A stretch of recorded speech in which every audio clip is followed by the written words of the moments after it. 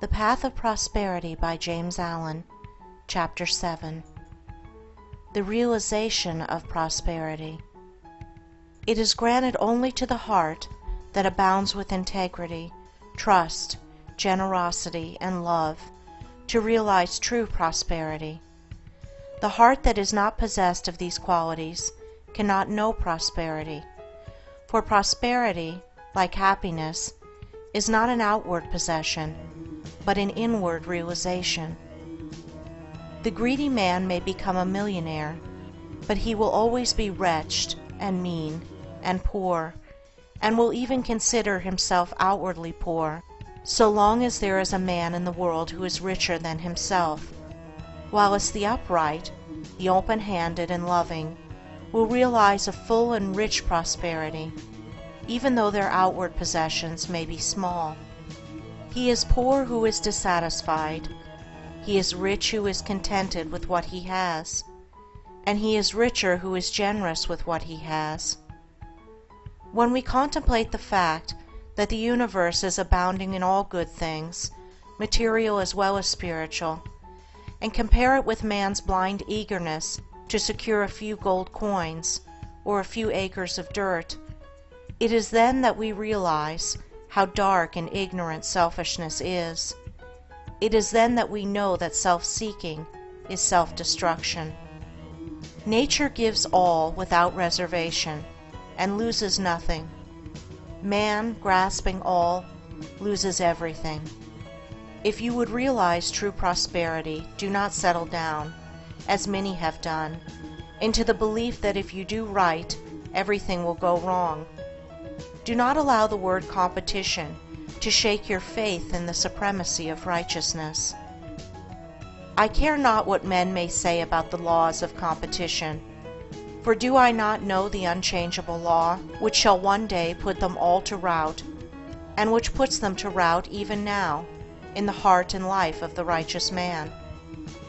And knowing this law, I can contemplate all dishonesty with undisturbed repose, for I know where certain destruction awaits it.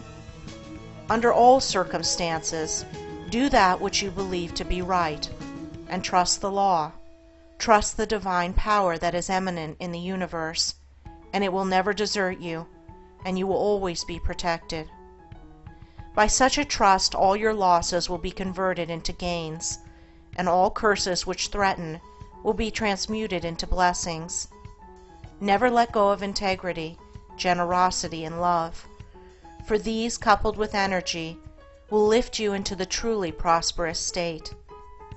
Do not believe the world when it tells you that you must attend to number one first, and to others afterwards. To do this is not to think of others at all, but only of one's own comforts.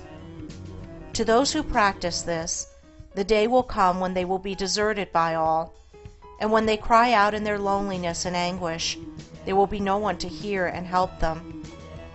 To consider oneself before all others is to cramp and warp and hinder every noble and divine impulse. Let your soul expand.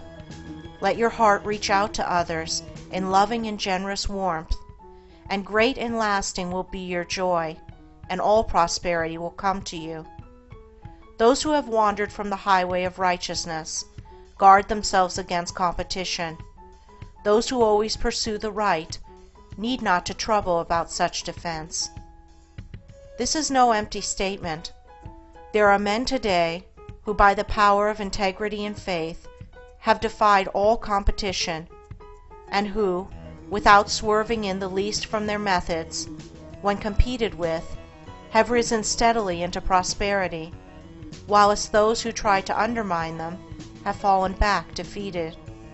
To possess those inward qualities which constitute goodness is to be armored against all the powers of evil, and to be doubly protected in every time of trial.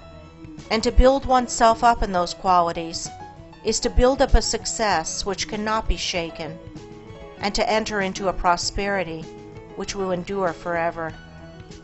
The white robe of the heart invisible is stained with sin and sorrow, grief and pain, and all repentant pools and springs of prayer shall not avail to wash it white again. While in the path of ignorance I walk, the stains of error will not cease to cling. Defilements mark the crooked path of self, where anguish lurks and disappointments sting.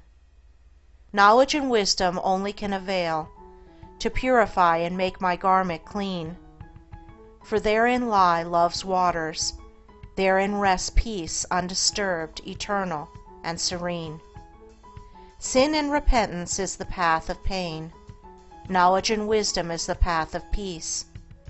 By the near way of practice I will find where bliss begins, how pains and sorrows cease. Self shall depart, and truth shall take its place.